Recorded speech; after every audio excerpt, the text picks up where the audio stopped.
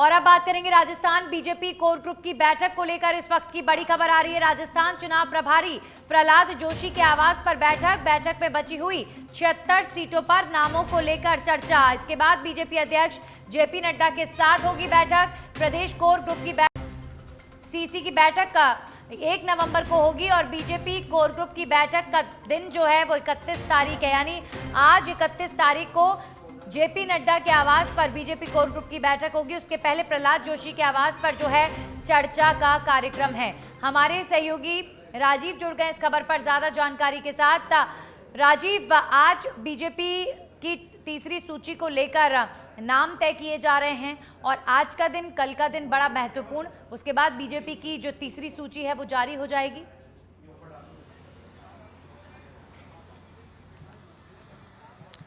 बिल्कुल, देखिए इस समय प्रहलाद जोशी के घर पे राजस्थान बीजेपी कोर ग्रुप की बैठक शुरू हो गई है और इस बैठक में मैं आपको बताना चाहूंगा प्रदेश अध्यक्ष सीपी जोशी, प्रभारी अरुण सिंह, केंद्रीय मंत्री अर्जुन राम मेघवाल, केंद्रीय मंत्री गजेंद्र सिंह शेखावत, केंद्रीय राज्य मंत्री कैलाश चौधरी मौजूद हैं और सतीश पुनिया मौजूद हैं, राजेंद्र राठौर मौजूद हैं, विजया राठकर जो सह प्रभारी मौजूद हैं, चुनाव सह प्रभारी कुलदीप बिश्नोई मौजूद हैं।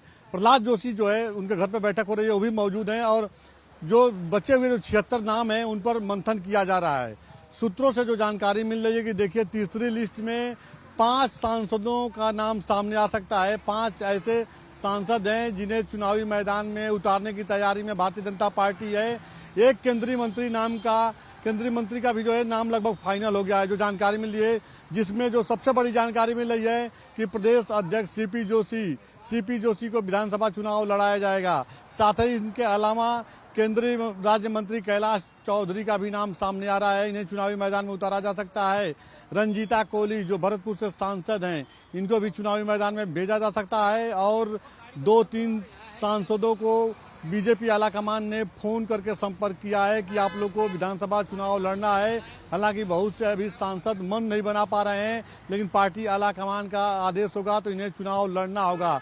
भारतीय जनता पार्टी के रणनीतिकारों का यह मानना है कि अगर लोग चुनावी मैदान में जाते हैं तो अपनी सीट जीतने के साथ साथ दूसरे सीटों को भी ये लोग जिताएंगे जो इनके लोकसभा क्षेत्र में पड़ता है। तो कुल मिलाकर देखा जाए तो आज की इस बैठक को बहुत ही महत्वपूर्ण माना जा रहा है। 76 नाम बचा हुआ है, उन नामों को लेकर मंथन किया जा रहा है।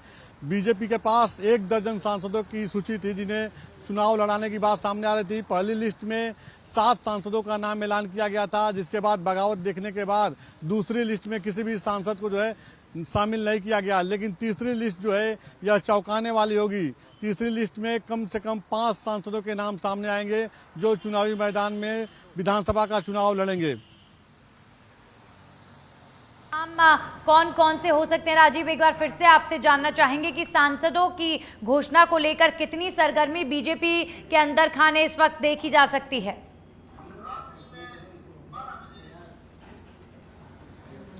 बिल्कुल, देखिए जो सूत्रों से जानकारी मिल रही है कि पार्टी हाईकमान की तरफ से जो है सांसदों से आज सुबह संपर्क किया गया है, जिसमें प्रदेश अध्यक्ष सीपी जोशी का नाम सामने आ रहा है। इस मीटिंग में सीपी जोशी मौजूद हैं, उनको भी विधानसभा चुनाव लड़ाया जाएगा, उनका नाम लगभग क्लियर कर लिया गया है। साथ ही भरतपुर से सांसद रंजीता कोली हैं, उनको भी विधानसभा चुनाव लड़ाया जाएगा।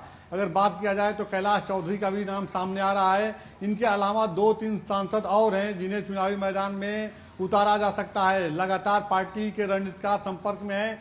माना जा रहा है कि इन लोगों को चुनावी मैदान में भेजने के बाद पार्टी का जो जनाधार है वो बढ़ेगा, क्योंकि लगभग 2 दर्जन ऐसी सीट है जहां पे कांग्रेस पार्टी मजबूत दिख रही है और भारतीय जनता पार्टी लगातार जो है एक सीट का मंथन की है और किसे कहां से चुनावी मैदान में उतारना है, इसको लेकर रणनीति बनाने में यहाँ पे बैठक में चर्चा चल रही है। पार्टी का बस एक ही फार्मूला है कि पार्टी में उसी को टिकट दिया जाएगा जो जीत सुनिश्चित कर सके, जो जीत दिला सके। टिकट के कई दावेदार होते हैं, लेकिन सभी लोगों को टिकट देना संभव नहीं है। जो नाराज होंगे, जिन्हें टिकट नहीं मिल पाएगा, उन्हें मना लिया जाएगा। इसके लिए पार्टी ने कमेटी भी गठित की है। जी बिल्कुल राजीव, तो डैमेज कंट्रोल की तैयारी पहले से कर ली गई है, क्योंकि अगर सांसदों को टिकट दिया जाएगा जो ऑलरेडी प्रत्याशी वहां पर 5 सालों से मेहनत कर रहे हैं, उनका टिकट कटेगा तो जाहिर तौर पर वो बगावत पर उतरते हैं, और ऐसे में डैमेज कंट्रोल के लिए बीजेपी ने पहले से कुछ ना कुछ रणनीति बना रखी होगी।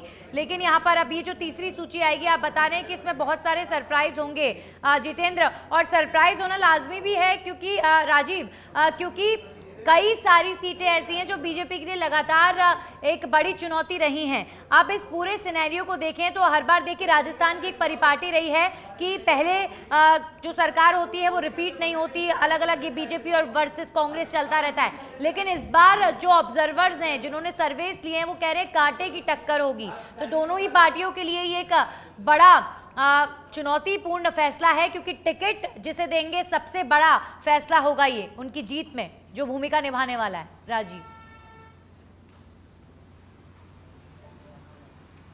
बिल्कुल, देखिए हर पार्टी अपने हिसाब से चुनाव जीतने की तैयारी में जुटी रहती है। और हालांकि अगर देखिए तो राजस्थान में कांग्रेस की सरकार है, आखिरी समय तक मुख्यमंत्री अशोक गहलोत लगातार जनमानस का भरोसा जीतने के लिए, विश्वास जीतने के लिए अपना खजाना खोले रखे कहा जा सकता है, क्योंकि तमाम जो योजनाएं उन्होंने दी जनमानस का भरोसा जीतने के लिए, तो ऐसे में दरकिनार नहीं किया जा सकता है। कांग्रेस पार्टी ने बहुत मजबूती के साथ काम किया है और अभी भी कांग्रेस पार्टी का मानना है कि उनके जो दावेदार हैं, उनके जो उम्मीदवार हैं बहुत ही मजबूत हैं। उसी के मुकाबले भारतीय जनता पार्टी ने भी अपना उम्मीदवार उतारा है। लेकिन देखिए भारतीय जनता पार्टी ने जो भारतीय जनता पार्टी में सबसे बड़ी कमी थी गुटबाजी वाली, उस पर कहीं ना कहीं भारतीय जनता पार्टी ने पूर्ण विराम लगा लिया था समय रहते। अब भारतीय जनता पार्टी लगातार प्रधानमंत्री के कार्यकाल की बात कर रही है। प्रधानमंत्री ने जो योजनाएं दी हैं जनमानस को, आने वाले समय में उनका वादा है कि अगर सरकार इनकी बनती है तो क्या कुछ करेंगे। तो अपने अपने हिसाब से भारतीय जनता पार्टी और कांग्रेस दोनों दलें जो है दावेदारी कर रही है। जनता किसके साथ जाएगी यह तो देखने वाली बात है। शुक्रिया राजीव आपका तमाम जानकारियों के लिए। तो बीजेपी की जो लिस्ट है उसे लेकर तैयारियां अब ऐसे हो रही हैं कि बीजेपी कोर ग्रुप के जो तमाम नेता हैं वो आज बैठकें कर रहे हैं ताकि फाइनल पैनल तैयार करके कल प्रधानमंत्री के नेतृत्व में जो सीसी की बैठक होगी उसमें मोहर लग सके। अब खबरों में आगे बढ़ते हैं।